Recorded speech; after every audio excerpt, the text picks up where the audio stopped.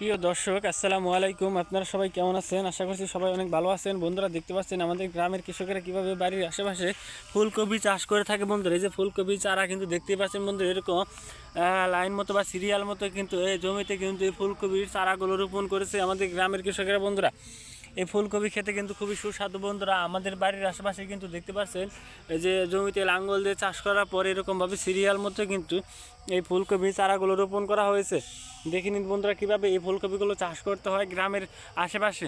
তো এরকমভাবে যদি আপনারা ফুলকপিগুলো চাষ করেন তাহলে দেখবেন যে আপনাদের ফসলগুলো খুবই সুন্দর এবং ভালো হবে। বন্ধুরা, এই যে দেখতে পাচ্ছেন লাঙ্গল দিয়ে কিন্তু মাঝখান দিয়ে কিন্তু একটি লম্বা একটি সারি দিয়েছে। তো এরকমভাবেই আপনাদেরকে এই ফুলকপি চারাগুলো রোপণ করতে হবে, তাহলে আপনাদের এই ফুলকপির চারাগুলো খুবই সুন্দর এবং ভালো হবে। বন্ধুরা, আমাদের গ্রামের কৃষকেরাই কিন্তু বাড়ির আশেপাশে এই ফুলকপিগুলো চাষ করে থাকে। তো আপনারাও চাইলে কিন্তু বাড়ির আশেপাশে এই ফুলকপিগুলো চাষ করতে পারেন। বন্ধুরা, এই ফুলকপি চাষে তেমন কোনো খরচ নেই। বন্ধুরা, খুবই অল্প খরচেই কিন্তু চাইলে কিন্তু বাড়ির আশেপাশে কিন্তু এই ফুলকপিগুলো চাষ করতে পারেন। বন্ধুরা, আমরা নিজেরাই কিন্তু বাড়ির আশেপাশে চাষ করে থাকি। তো আপনারাও চাইলে কিন্তু বাড়ির আশেপাশে এই ফুলকপিগুলো চাষ করতে পারেন। বন্ধুরা, এই ফুলকপির মধ্যে রয়েছে প্রচুর পরিমাণে ভিটামিন। বন্ধুরা, এই ফুলকপিগুলো কিন্তু আপনারা ভাজি করেও খেতে পারবেন, রান্না করেও খেতে পারবেন। এই ফুলকপিগুলো কিন্তু আমাদের গ্রামের কৃষকেরাই কিন্তু বাড়ির আশেপাশে চাষ করে থাকে। তো বন্ধুরা, এই ফুলকপি খেলে বন্ধুরা অনেক উপকার পাবেন। বন্ধুরা, প্রতিদিন সকালবেলায় খালি পেটে এই ফুলকপিগুলো খেলে আরও বেশি উপকার পাবেন।